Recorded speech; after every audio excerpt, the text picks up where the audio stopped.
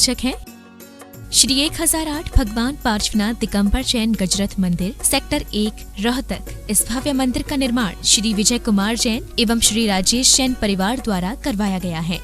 Shri Rajesh Jain MD LPS बोसाड़, धर्मपत्नी श्रीमती संध्या Jain, Shri Vijay Kumar Jain UPS Lakshmi, धर्मपत्नी श्रीमती दीपा जैन, श्री सुभाष चंद्र जैन, श्रीमती सविता जैन, ऋषभ जैन, श्री पल्लव जैन, श्रीमती श्वेता जैन, अर्चित जैन, आश्वित जैन, पता कोलकाता।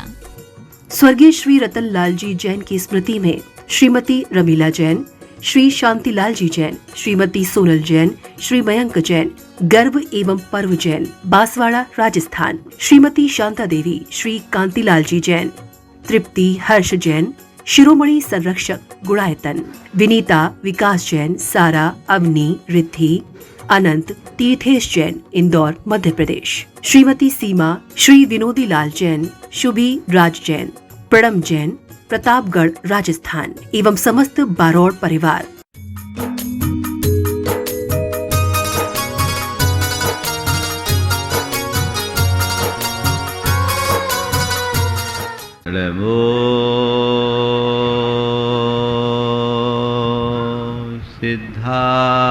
सिद्धार्णं नमो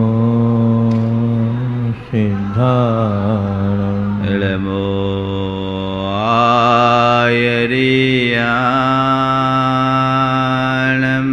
नमो आयर्याणं नमो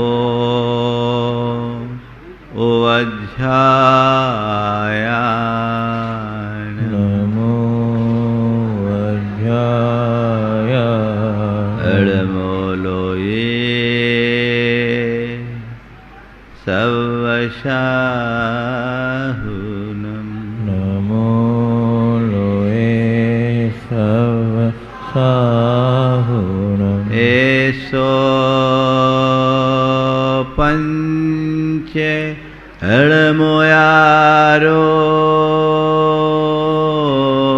एषो पंचनमोयारो सर्वपावपनाशिनो सर्वपावपनाशनो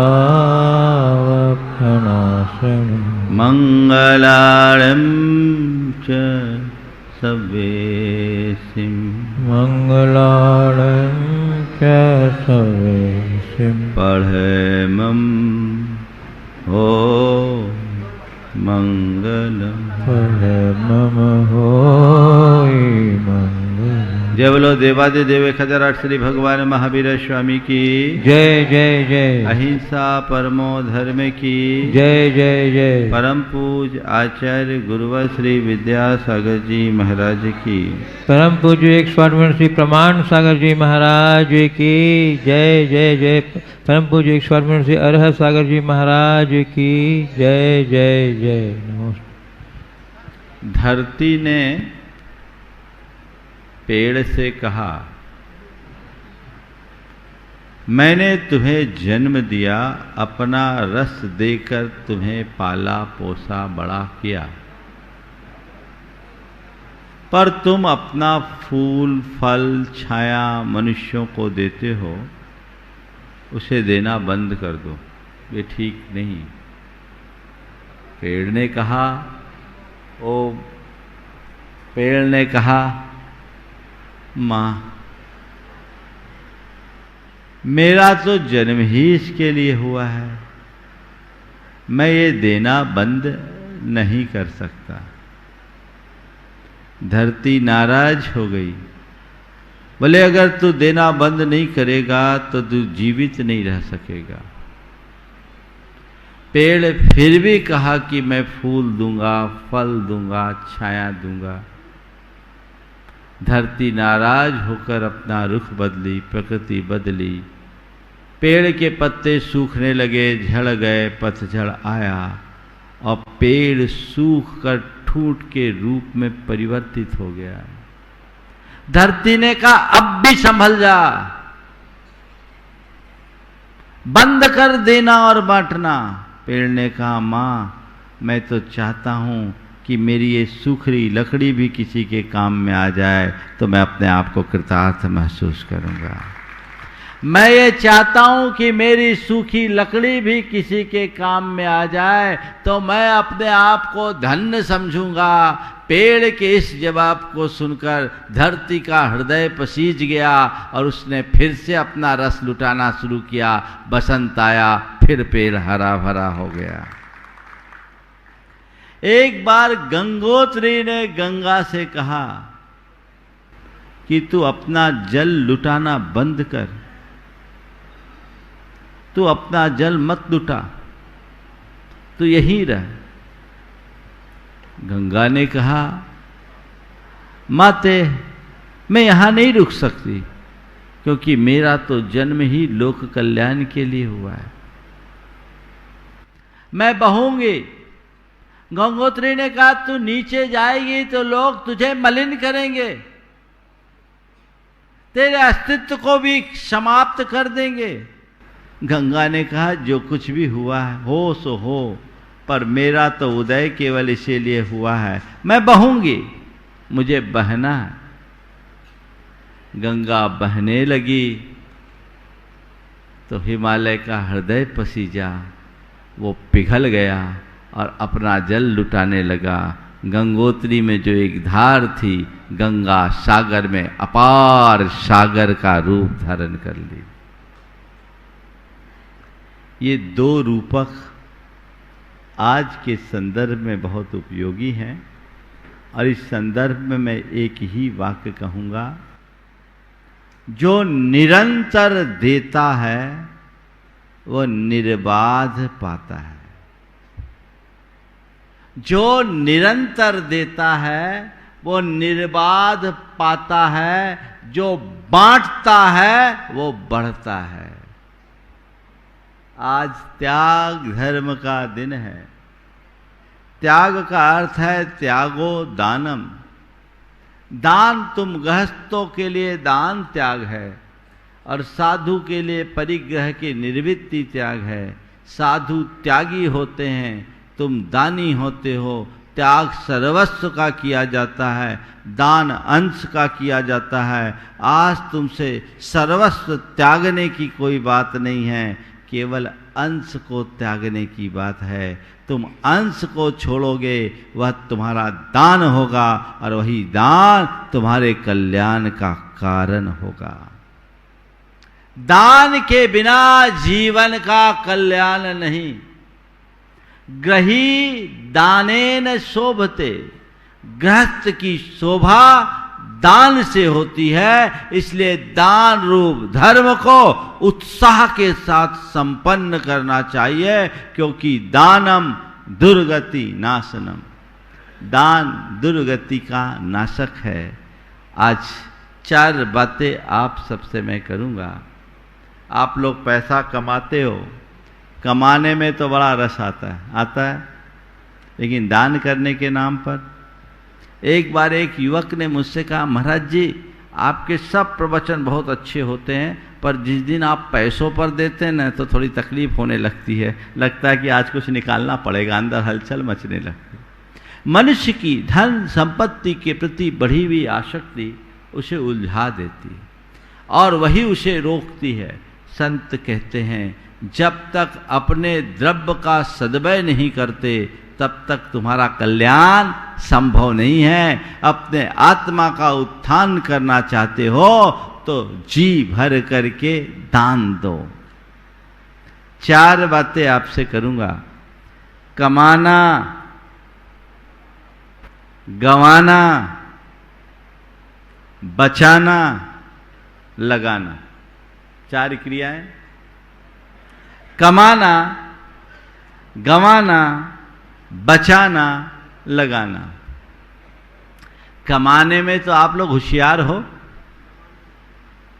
हो कि नहीं?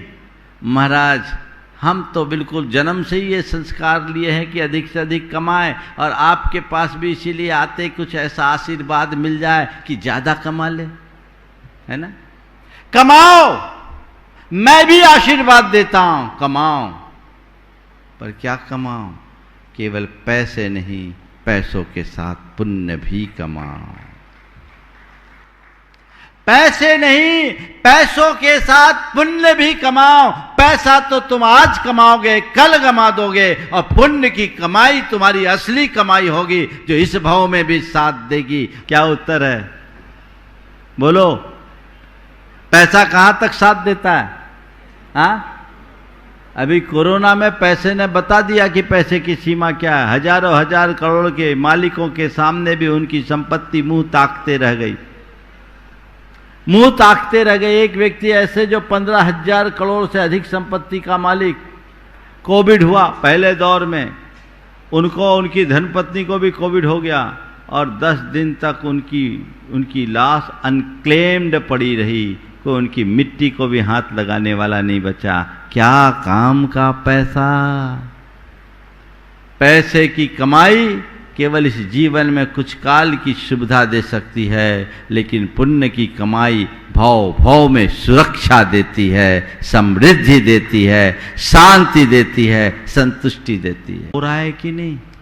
पैसा तो कमा रहे हो और पाप के कार्यों में खपा रहे हो। पाप के कार्यों में खपा रहे हो तो पाप कमा रहे हो, पैसा गंवा रहे हो। इसे मोड़ो और कमाए हुए पैसे को बचाओ, और बचा करके धर्म के कार्य में लगाओ। तो क्या करोगे?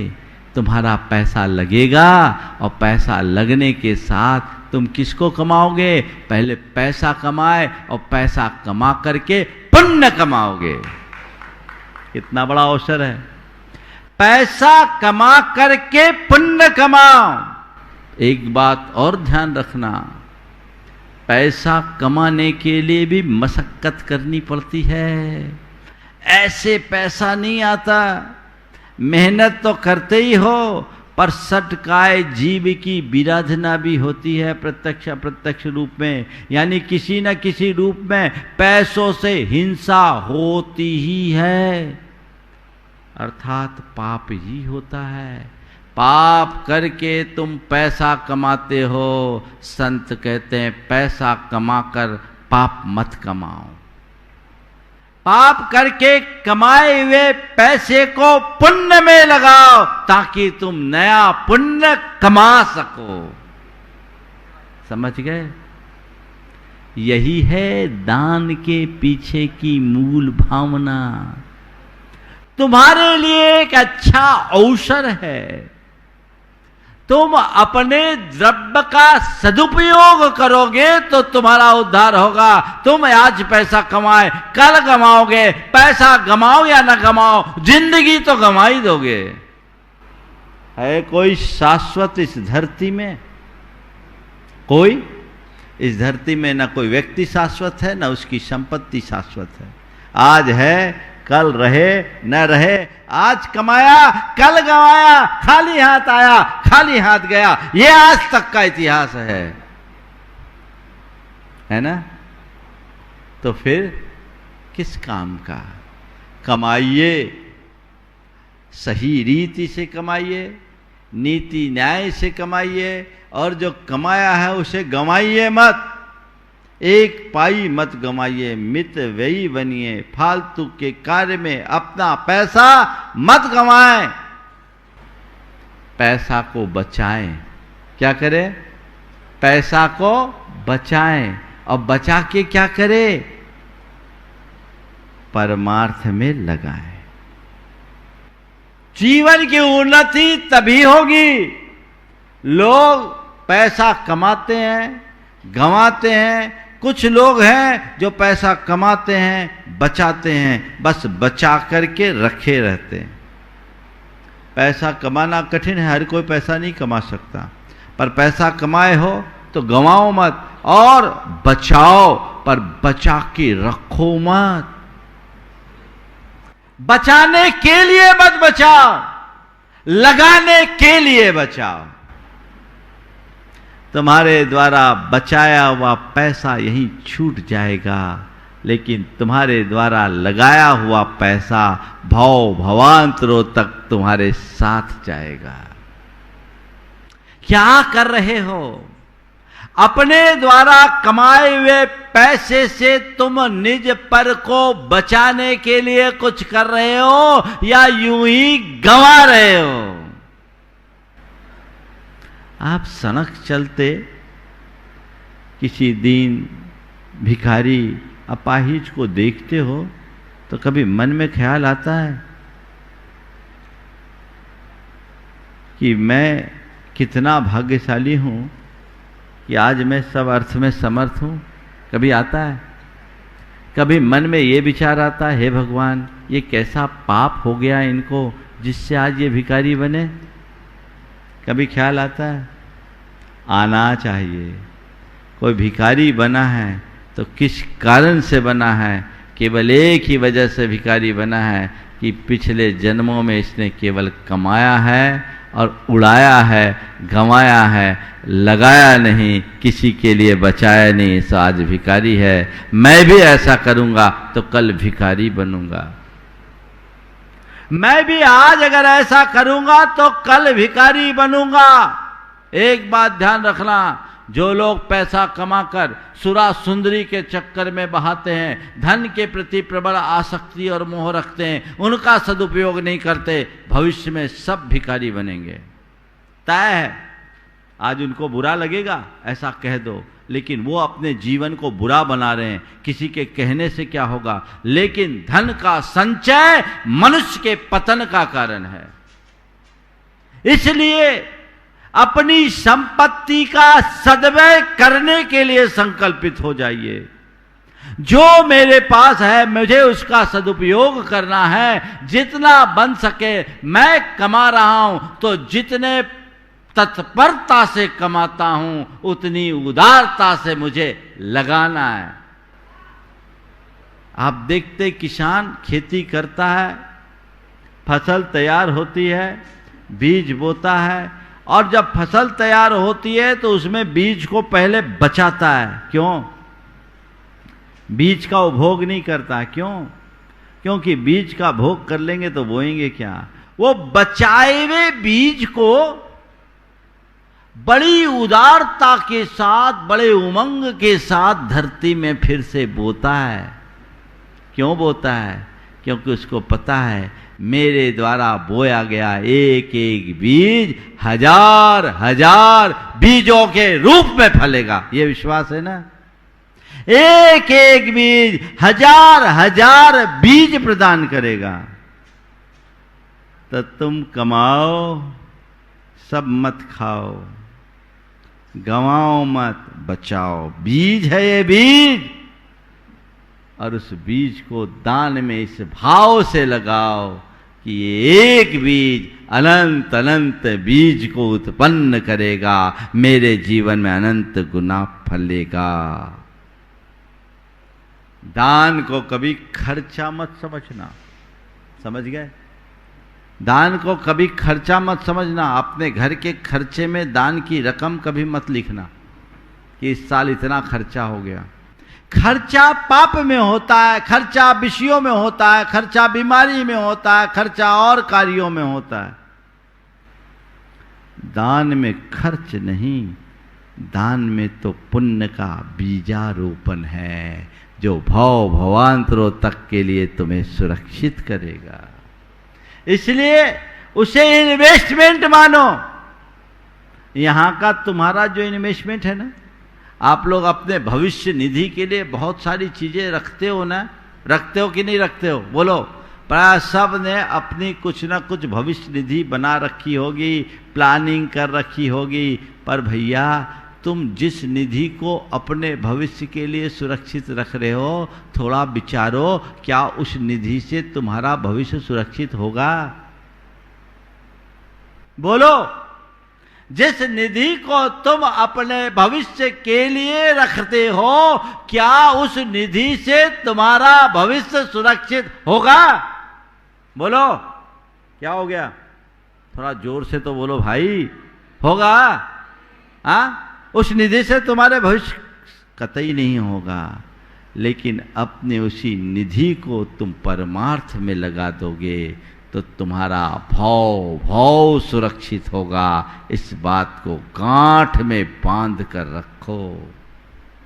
ये तुम्हारे भविष्य की सुरक्षा है, ये तुम्हारी चेतना को ऊंचा उठाने वाला है। उसकी तरफ तुम्हारी दृष्टि होनी चाहिए और हृदय में जब कभी भी दान का मौका आए अंदर से मन उछलना चाहिए कि अभी मैं दे दूं। मेरे संपर्क में कई लोग हैं जो कहीं मौका आता पहले मेरा दान लो, पहले मेरा दान लो, पहले मेरा दान लो। देखो अशोक जी पाटनी ने कल कितना बड़ा दान दिया, और वो जब से दान दे रहे हैं, हमने सुना एक बहुत बड़ा दान उन्होंने गुरुदेव के चरणों में घोषित किया। ऐसी सूचनाएं सब जगह फैली। हाँ, मोबाइल के स्टेटस पे चल रहा है। तो ये दान, लेकिन उन्होंने अपने जीवन में जितना दान दिया उतनी उनकी उन्नति हुई है। वो दान नहीं कर रहे हैं, अपने भविष्य के लिए अच्छा मैदान तैयार कर रहे हैं। कल्याण का रास्ता है, सीख ले। और वो क्या कहते हैं, महाराज मैं रुपयों का करूंगा क्या? रुपयों के पीछे भागने वालों के पास पैसा नहीं आता, पैसा उनके पास आता है जो पैसे का सदव्यय करना जानते हैं। सदुपयोग कीजिए। हमारे वो अतुल भाई लाधानी, जब कोई मौका आता है पहले दिन बोल दिया मुझे त्याग धर्म के दिन त्याग करना है। कुछ प्रेरणा दे चाहे न दे, पहले मेरा लगे, ये सीखो। और वो कहता है कि जब से मैं दान से जुड़ा महाराज, मेरे हाथ कभी खाली रहे ही नहीं। आप भी ये चीज सीखो। इस लालच में दान मत देना कि दान करूंगा तो मेरा घर भरेगा। इस भाव से दान देना कि दान करूंगा तो मेरा घट भरेगा। तुम्हारे पुण्य का घड़ा भरेगा, छप्पर फाड़ के बरसेगा, और पुण्य छीन हो जाएगा तो सब धरा का इस धरा पर धरा ही रह जाएगा। सदुपयोग करना सीखिए। बिना दान के धर्म नहीं पल सकता। तो कमाने के बाद गंवाना नहीं, एक पाई मत गंवाना। कुछ लोग हैं जो कमाते हैं धड़ल्ले से, गंवाते भी है फालतू के कार्यों में, पार्टियों में, शादियों में, विवाहों में, अन्य आडंबरों में, घूमने में, फिरने में, मौज में, मस्ती में लाखों रुपया पानी की तरह बहा देते हैं। वो क्या कर रहे हैं? पाप कमा रहे हैं, अपना भार बढ़ा रहे हैं। उन्हें इस बात का एहसास और आभास नहीं कि ऐसा करके वे अपनी आत्मा के साथ कितना धोखा दे रहे हैं। मुझे ऐसे लोगों की बुद्धि पर तरस आता है। आप सब भाग्यशाली लोग हो कि आपकी बुद्धि आज निर्मल बनी हुई है। आप अपने द्रव्य का सदुपयोग करने का भाव जगाते हैं। इस भाव को और बढ़ाओ। वो कमाया, एक दिन गंवा दिया, सब बर्बाद हो गया। लेकिन कमा करके बचाते हो और बचा कर अच्छे कार्य में लगाते हो तो तुम्हारा भाव सुरक्षित होगा। देखिए, कमाने के बाद बचाने वाले लोग कैसे होते हैं, लगाने वाले लोग कैसे होते हैं। एक जगह एक गौशाला का कार्य होना था। कुछ लोग एक व्यक्ति के घर गए दान के लिए। जब गए तो उन्होंने सबसे चाय पीने का निवेदन किया। उनकी धर्मपत्नी चाय बनाने के लिए गैस चला रही थी तो माचिस की 8-10 दिया जलाई, गैस नहीं जली। उसने सबके सामने अपनी धर्मपत्नी को टोक दिया कि ये क्या है, तुम अभी 10 तिली माचिस की खराब कर दी, 10 तिली माचिस की खराब कर दे। लोगों को लगा हम लोगों ने रॉन्ग नंबर डायल कर दिया है। जो 4 आदमी के सामने दिया सलाई की 10 सलाई के पीछे अपनी धर्मपत्नी को टोंक दे, वो हमें क्या निहाल करेगा, वो हमें क्या निहाल करेगा। लेकिन जब चाय पीने के बाद उन्होंने कहा कि आपकी क्या आवश्यकता है, तो लोगों ने सोचा अब इनसे ज़्यादा मांगने से तो कोई फ़ायदा ही नहीं है। उन्होंने कहा हम लोग यहाँ गौशाला खोल रहे हैं, हम चाहते हैं आप भी उसमें योगदान दे दें। बोले क्या चाहते हो? बोले 11,000 दे दो। 11,000 दे दो। बोले 11 नहीं, मेरा 1,11,000 लिखो। 1,11,000 लिखो, लिखो नहीं, तुरंत 1,11,000 निकाल करके दे दिया। सामने वालों को बड़ा आश्चर्य हुआ। उसने कहा एक बात पूछूं, आप बुरा मत मानिए। बोले पूछो क्या बात। बोले वे भी हमने देखा कि आपने अपनी धर्मपत्नी को 50 पैसे के दिया सलाई के लिए टोक दिया, और हमें आज हम 11 मांगे, आप 1,11 बोल रहे हैं। बोले जीवन का उत्थान होगा, अपने आप को आगे बढ़ाइएगा तो अपने जीवन को धन्य कर सकेगा। देखो प्रवचन में कोई डिस्टर्ब नहीं करो, ये सब कार्यक्रम बाद में होगा, आ जाओ, बीच में कोई डिस्टर्ब नहीं। जिसको करना होगा अपनी इच्छा से खुद करेगा, बीच में ही काम मत करो। अपने जीवन के उद्देश्यों को समझिए। मेरे संपर्क में अनेक लोग हैं जिन्होंने दान के बल पर अपने जीवन का उत्थान किया। आज के संदर्भ में एक प्रसंग आपको सुनाऊंगा। 1994 की बात है। गुरुदेव अमरकंटक में थे, मैं गुरु चरणों में था। एक क्षुल्लक जी मेरे पास एक युवक को लेकर आए। युवक बड़ा हताश निराश सा था। क्षुल्लक जी ने मुझसे कहा, महाराज जी इसको थोड़ा आप संबोधिए, ये आत्महत्या करना चाहता है। मुझे देख करके थोड़ा सा आश्चर्य हुआ, दुख भी हुआ। क्या हो रहा है भाई, मामला क्या है? मैंने उससे बात किया। वो व्यक्ति मध्य प्रदेश के ही एक बड़े शहर का था। उसने अपनी राम कहानी सुनाई। उसको व्यापार में कुछ नुकसान हुआ, बाजार से पैसा लिया, फिर नुकसान हुआ। उसने कुछ बदमाशों से पैसा लिया और मोटे ब्याज पर 5% तक के ब्याज दर पर पैसा ले लिया। संयोग से 2 गठान माल लेकर के वो चला, रास्ते में चोरी हो गई। नाम भी ले लेता हूँ, इंदौर का निवासी था। इटारसी के बीच में उसका माल हाथ से चला गया। अब देनदारी बढ़ गई। उसकी 7-8 लाख रुपए की देनदारी थी, लेकिन जिन लोगों से पैसे लिए वो उस पर चढ़ाई किए हुए थे। और उसकी 2 बेटियां थी, 3 बेटियां थी, तीनों जवान थी। उसके प्रति उन लोगों की कुदृष्टि थी। इसके पास कोई उपाय नहीं कि मैं अपना पैसा कैसे चुकाऊं, कोई रास्ता नहीं। समाज के कतिपय लोगों से बोला, पर किसी ने उसको साथ नहीं दिया, क्योंकि उसकी रेपुटेशन भी कुछ खराब हो गई थी। उसने सोचा इससे अच्छा तो है मैं मर जाऊं। वो वहां से चल करके जबलपुर आया, अपने किसी रिश्तेदार के घर रुका, और उसके पड़ोस में एक व्यक्ति था जो मुस्लिम था। उससे उसका परिचय हुआ। उसने अपनी आप बीती उसे सुनाई तो उसने कहा, हम तुम्हारा सारा कर्जा उतार देंगे यदि तुम इस्लाम कबूल कर लो। मरता क्या नहीं करता। एक बारगी वो इस्लाम कबूल करने का मन बना लिया, अपनी सम्मति भी दे दी। पर तभी उसके मन में एक नया भाव जागा, कुछ पुण्य आया कि चंद रुपयों के पीछे धर्म खोने की अपेक्षा तो मर जाना अच्छा है। वो आत्महत्या करने का भाव लेकर भेड़ा घाट पहुंच गया।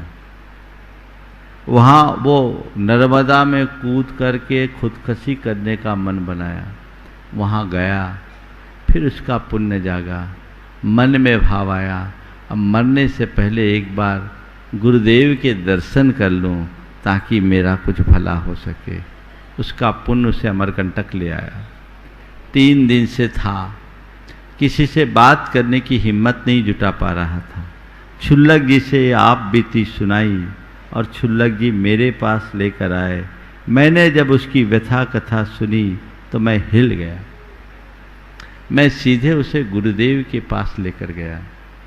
गुरुदेव को सारी बातें सुनाई। गुरुदेव ने सुना, आशीर्वाद दिया और कहा, मुझे धीरे से कहा, उससे कहो कुछ दान करे, उससे कहो कुछ दान करे। मन में आया आदमी मरा जा रहा है और गुरुदेव उससे कह रहे हैं कुछ दान करे। मैंने उससे पूछा, तुम्हारे पास कुछ रुपए हैं? बोले हैं। बोले कितने? बोले 500 रुपये। कुछ दान कर सकते हो? बोले कर देंगे। कितना करना? पूरा 500 दे दिया। उसने 500 रुपये का दान कर दिया, खुशी खुशी। उसी दिन जबलपुर के कुछ लोग आए, मैंने उनसे कहा कि भाई इनकी व्यवस्था देखो। जांच पड़ताल की गई, बिल्कुल वो आदमी सही बात बता रहा था।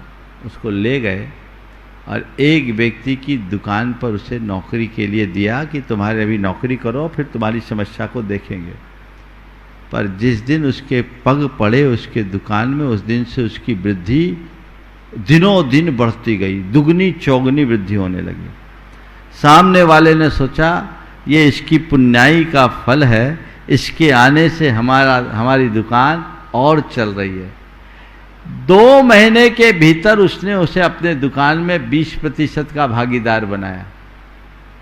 दुकान बहुत तेजी से चली और 2 साल में वो आदमी आज खुद अपना मालिक बन गया। उसका घर परिवार सब संभल गया। एक छोटे से दान से उसका कितना अंतराय टला। आप दान को कभी हल्के में मत लेना। देव पूजा और पात्र दान अंतराय टालने के सबल निमित्त बताएं। लोग को जब पैसे की क्राइसिस होती है ना, उस समय दान का भाव नहीं होता, इधर उधर खर्चा करते। बीमारी में पैसा लग जाएगा, घूस में पैसा लग जाएगा, इधर उधर पैसा लग जाएगा। लेकिन दान में पैसा लगाने का भाव लोगों के मन में कम जगता है, जगना चाहिए। मेरे संपर्क में एक आदमी, उनके बेटे ने 85 लाख का नुकसान कर दिया। 85 लाख का नुकसान एक झटके में हुआ। उस व्यक्ति ने 15 लाख की बोली ले ली। 85 लाख का नुकसान, 15 लाख की बोली। उस नुकसान के बाद उसके मित्र ने कहा, भैया तुम्हें इतना बड़ा नुकसान हुआ, फिर तुम 15 लाख की बोली ले रहे? बोला मैंने सोचा नुकसान भी राउंड फिगर में हो जाएगा। अरे 85 के जगह 1 करोड़ का नुकसान होता तो मैं झेलता कि नहीं झेलता? वहां गया सो गया, यहां जो लगा वही मेरे को बचाएगा, ये विश्वास होना चाहिए। तो ज्यादा नहीं बोलूंगा, बस चारों बातों को आपको ध्यान रखना है। कमाना है, गंवाना नहीं, पर केवल पैसे नहीं, पुण्य कमाना है। पाप कमाने से बचना है। बचाना है, पर केवल बचाने के लिए नहीं, उसे लगाने के लिए बचाना है। और कहां लगाना है? कहां लगाना है बोलो? हाँ, कहां लगाना? अभी कहां लगाना है? हाँ, अकेले एक नहीं है, जो बड़ा भाई तो उसका बैठा, उसको मत भूलो। हाँ, ये बोल रहे सेवायतन, और सेवायतन का बड़ा भाई कौन है? तो कहाँ लगाना है? जहां मौका मिल जाए वहां लगाना है, जहां जरूरत पड़ जाए वहां लगाना है। लगाओगे तभी तुम कुछ पा पाओगे, अन्यथा ऐसे ही हमारे हाथ में न जाने कितना आया और कितना गया, कोई हिसाब किताब नहीं। फिर एक बात और बोलता हूं आपसे, आपने जिंदगी भर जो पैसा कमाया और बचाया, वो तुम्हारे साथ जाएगा क्या? किसी के साथ गया है? गया है? नहीं गया ना? मैं चाहता हूं आप अपना पैसा लेकर जाओ। अच्छा एक बात बोलो, आप अपनी संपत्ति को बाल बच्चों को देकर जाते हो कि देकर जाना पड़ता है? बोलो ईमानदारी से। अगर ऐसी कोई व्यवस्था होती कि आपकी जोड़ी हुई संपत्ति आप लेकर जा सकते हैं तो क्या करते? क्यों दीपचंद जी? हाँ हाँ हाँ ठीक है, वो तीर सही निशाने पे लगाते हैं है ना? तो मैं कह रहा हूं, अगर ऐसी कोई व्यवस्था होती कि आप अपनी संपत्ति अपने साथ लेकर जा सकते, तो ईमानदारी से बोलना, अपने बच्चों को सौंपते कि अपने साथ लेकर जाते? हाँ, थोड़ा जोर से बोलो। साथ लेकर जाते? पक्के में बच्चों को तो कोई नहीं देते, नहीं ना? आज भगवान ने सवेरे से हमें एक टेक्निक बताई है, बता दूं? भगवान ने एक टेक्निक बताई कि जितने लोग आज अपने साथ अपना धन लेकर जाना चाहे सबको खुला ऑफर दे दो। तुम्हारा धन तुम्हारे साथ जाए, वो टेक्निक मेरे पास है, चाहिए? बोलो, लेके जाना है? बोलो जोर से, लेके जाना है। अब तुमको यहां से अमेरिका जाना है तो वहां रुपया चलेगा कि डॉलर? तो क्या करते हो, यहां से अमेरिका जाने के पहले करेंसी एक्सचेंज करते हो कि नहीं करते? रुपया देते हो, डॉलर मिलता है, ये रुपया यहीं रहता है, डॉलर तुम्हारे साथ जाता होता है ना। तो बस मैं आप सबसे इतना ही कहना चाहता हूं, यदि तुम्हें अपना धन लेकर जाना है, सब दान कर दो। जो दान दोगे वो यहां से वहां जाएगा। करेंसी एक्सचेंज के लिए ऑफिस खुला है, ऑफिस खुला है, कर दो दान। बोलो, आप हाथ उठा, कौन कौन लेके जाना चाहते हैं? देखें, देखो तुम लोगों की ईमानदारी दिख रही है। इधर से तो एक दो भी हाथ नहीं, महिलाओं को ज्यादा चाहिए लगता। उठाओ सब लोग हाथ कि मुझे लेके जाना है। ये बात, ऐसा ही भाव होना चाहिए। ये सोच अपने मन में विकसित हो जाएगी, तभी तुम्हारी उदारता की वृद्धि होगी और उसमें ही जीवन का कल्याण होगा। तो आज अधिक न बोलकर, बहुत सारे लोगों ने अपने भाव अभिव्यक्त किए हैं।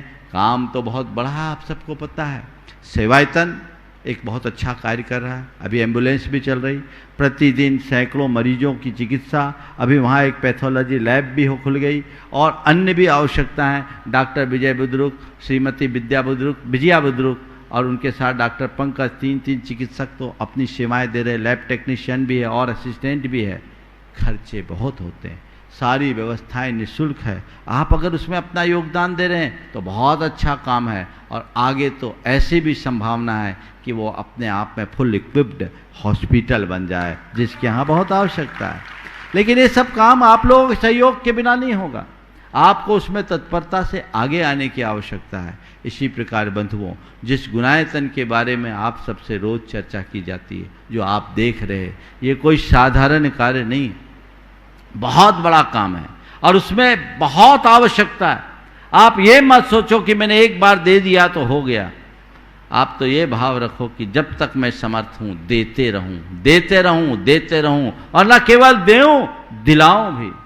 आप जुड़िए और जोड़िए, दान दीजिए, योगदान दीजिए। सेवायतन के विषय में मैं कहूँगा, आप दान दें। और जो लोग अपने जीवन में अपना योगदान देना चाहते हैं, जैसे डॉक्टर बुद्रुक दंपति है, रिटायरमेंट की पूरी जिंदगी भगवान के चरणों में समर्पित करके अपनी सेवाएं दे रहे हैं। और जो लोग चाहें कि मुझे अब निर्वृत्ति का जीवन जीना है, शिविर में भी कई चिकित्सक हैं, वो आना चाहें तो उन सब का स्वागत है। वो उनका बहुत बड़ा योगदान होगा। यहाँ आने पर उनकी समाधि सुनिश्चित हो जाएगी, इसमें कोई संशय की बात नहीं।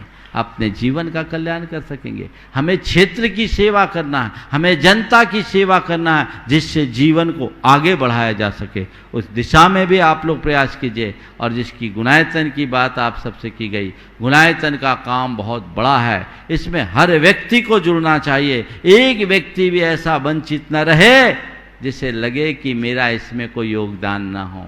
और योगदान भी कैसा, अपनी हैसियत के अनुसार जो उत्कृष्टतम हो वो लगाना, उसमें कटौती मत करना। कल मैंने कहा था, सर्वश्रेष्ठ पाने के लिए सर्वश्रेष्ठ लगाना पड़ता है। हाथ खींच के नहीं, दिल खोल करके लगाओ, तो तुम्हारे जीवन का उद्धार होगा। इसी तरह प्रतिवर्ष जीव दया के लिए भी लोग बहुत रुपए देते हैं। और सबसे ज़्यादा आज देवोदय महासंघ में जितना फंड जाता है, उसका 80 से 85% पैसा इसी मंच से जाता है। वो आप सब भक्तों की उदारता का परिचय है।